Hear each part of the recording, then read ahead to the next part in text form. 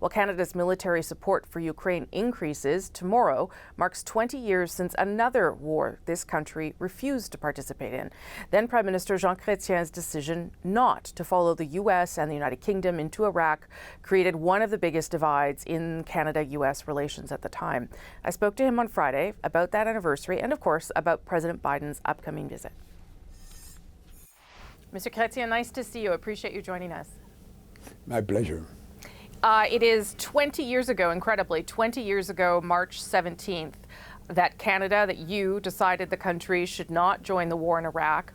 I know you have said that you don't regret that decision, but I wonder if it impacted Canada's relationship with the United States and the world. But, you know, it was a great indication that we were a very independent nation, that we were not the 51st state of America that too often some people think we were. And but I made a decision not for that. I made a decision because I thought that it was a big error to go to war in Iraq because there was no proof of weapon of mass destruction.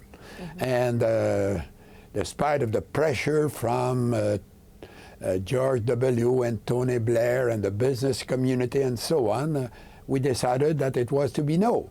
And I made that statement 20 years ago today. And it was received how by the United States, by George W. Bush and Tony Blair? How did they respond to Canada deciding to not be part of that alliance? But they were not surprised because in August, before the war, the summer before, we had a meeting, George W. and myself in Detroit about an agreement on the border between Detroit and Windsor. And I told him two things. I said, you know, you need the UN to go there. If the UN does not approve that, I will not be there. And for you to get the approval of the UN, you need a better proof of weapon of mass destruction. I've seen the proof that you have so far, and I don't think that it is a valid proof. It was kind of easy to with George W. because he will not discuss much. He had strong views, he will express them.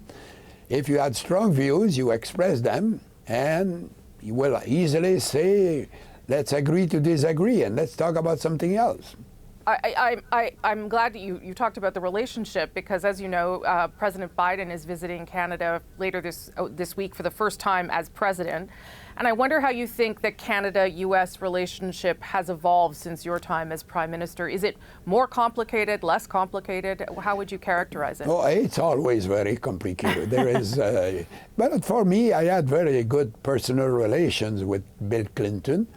And you know, he was a president, he was a prime minister all the time. He was the president 80 years. Yeah. So, you know, we had good relations, and people write about it. It was a good time between our relations. We didn't have many disagreements.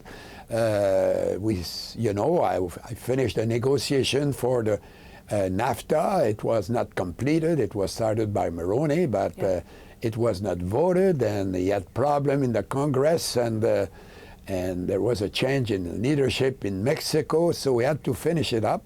And after that, we more or less had never big problems. He was a very good friend with me, and I had told him clearly that I wanted to be independent. He was very shocked. And I said, Mr. President, I don't want to be too close to you because I want to be able to look independent. And if I look independent and the people think I'm independent, I said I will be able to do for you what the CIA cannot do, because they will trust me. And in many, many occasions, and he wrote about it, that I was very useful to them. So the relations were good, and I think that the relation between Mr. Trudeau and Mr. Biden seems to be a bit alike.